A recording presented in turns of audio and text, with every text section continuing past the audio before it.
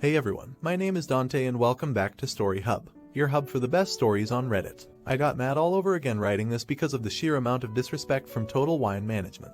I have the receipt for this order too. There's a specific wine I used to pair with food. The closest Total Wine that had it was a 60-mile drive and it was storming out and I wanted it for the holidays because most likely was going to be cooped up inside. So I drove over. This used to be my typical Total Wine until I moved 2 counties away. Anyways, I go in and pick up the wine and get some other stuff for holiday parties. Was in there maybe an hour and it comes time to check out and the cashier asks me for my ID, so I give it to her and then she tells me she needs to see the ID of the other person I was with, so now I'm confused and say I'm alone. And she says, well, I have to go get my manager. Okay, fine. So he comes out to tell me that she told him I was with someone and they need to come back and bring their ID or they won't sell it to me. I told him I wasn't with anyone. He asks to see my ID and looks at it and says, well, unfortunately you look young at this point. I'm like, are you serious? And he's like, you can come back tomorrow alone. I find it extremely disrespectful to tell someone they look young while you're holding their ID in your hand, and not to mention I've been shopping at that exact location for about 4 years and have never had a problem. So I told him about how I drove there and have been shopping there for years and that I even have a second form of ID, and he was just kind of giggling and saying no.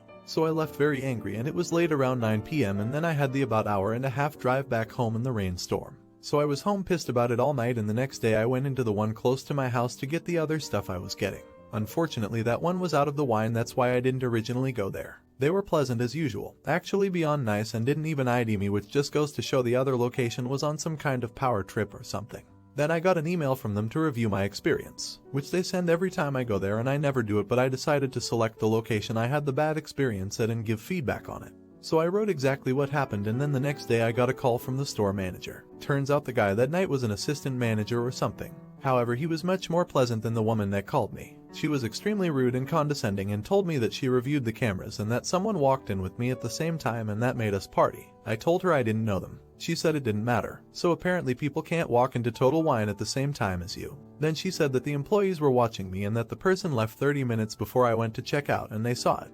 Okay, so, also if that is the case and that is your policy, why didn't you say something when you saw the person leave and we could have cleared up the whole situation right then and there, instead of continuing to allow me to shop for another 30 minutes and waste my time to know that when I came to check out you were going to deny it.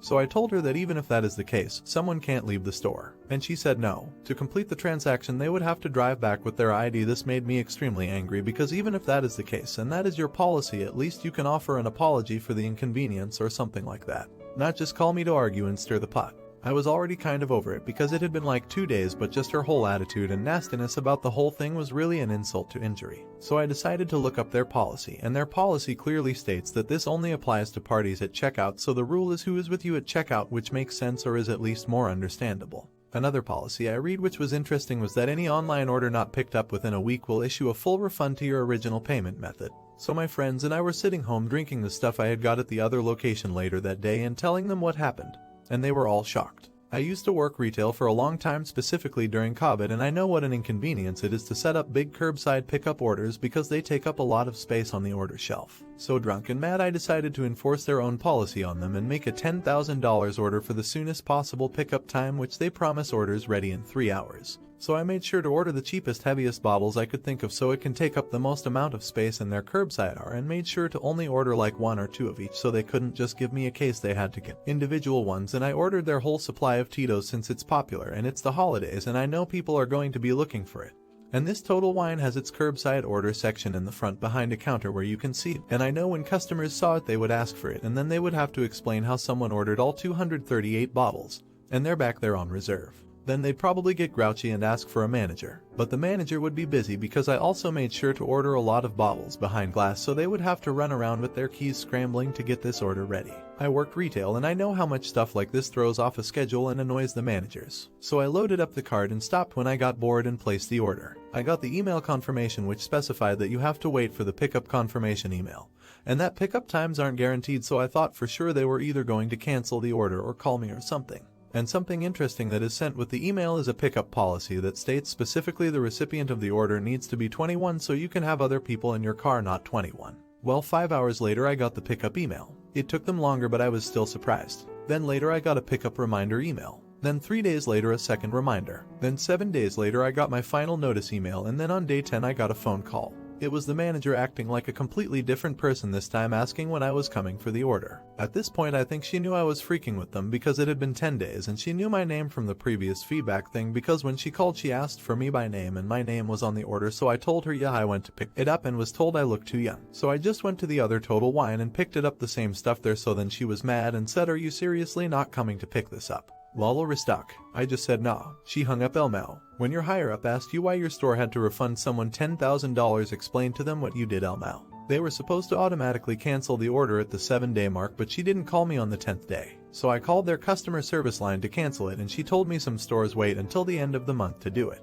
I'm assuming the manager was trying to hold out on refunding to end the year on a better number. Retail does that. I made them cancel it right then, Elmo. Not an idiot. Total Wine Management is always on power trips. A friend had just left the checkout line with a shopping cart full for a 4th of July party. Management grabbed his cart before he could leave and yelled that he needed to pay. He told them he did pay, and if they didn't let him leave he was going to return the whole cart. And no, he wouldn't show them the receipt like they asked. Had they asked nicely for a receipt, he would have shown them. But violently grabbing the cart was enough for him. He returned the whole cart while the manager tried to apologize and talk him out of it.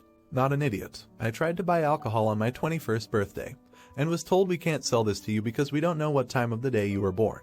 Not an idiot. While meanwhile I went to Canada for my 19th birthday, and the night before my birthday we went out to eat. My friends were all older than me, so they got beer. I had to be the DD. The waitress asked if I wanted any and I said no, I don't turn 19 till tomorrow.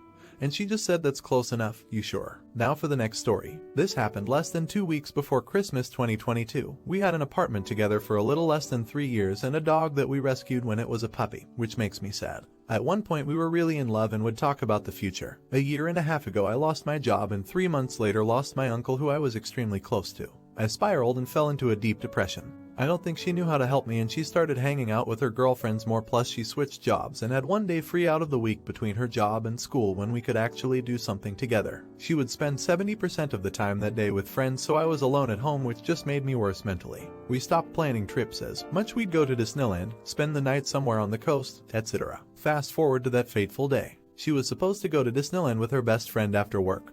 Her friend called me worried because she hadn't heard from her. She sent me her location, my GF, and I never shared location or went through each other's phones because there was a mutual trust there, at least I thought there was. It showed she was around the corner from our place at a gas station. I drove over there worried, and that's when I saw her kissing a guy outside of her car. I was naturally pissed and she was shocked and startled. The guy took off and she and I talked for 20 minutes in her car, and I said I was going back to the apartment to pack my things and leave and we can say goodbye there. I guess I was kinda surprised when she didn't come back to the apartment to talk or say goodbye. 4 years gone so easily for her. To think I had bought a ring a month before I lost my job is just crazy to me. On that day and week I was baffled that she could just drop all of that so quickly, and I was a wreck. Then that next week I felt like I took an adrenaline shot and so much life came back to me. My parents said they haven't seen me this happy in 2.5 years, and they were right. On top of things that lead to my depression, she sucked the happy carefree side of me out like a parasite. I wish her nothing but the best. I know this is cliche, but she did me a favor. I can finally pursue my dream career in Arizona and I have nothing holding me back. The reason for my post boils down to if you're struggling in life, persevere and push through it. There is light at the end of the tunnel, and that's coming from someone who thought about ending it. Baby, it doesn't matter if you don't like any kind of conflict like her. If you've been in a relationship with someone and have shared intimate moments with them and have gotten close to their family and so on, and you're thinking of cheating emotionally or physically on that person, just end it.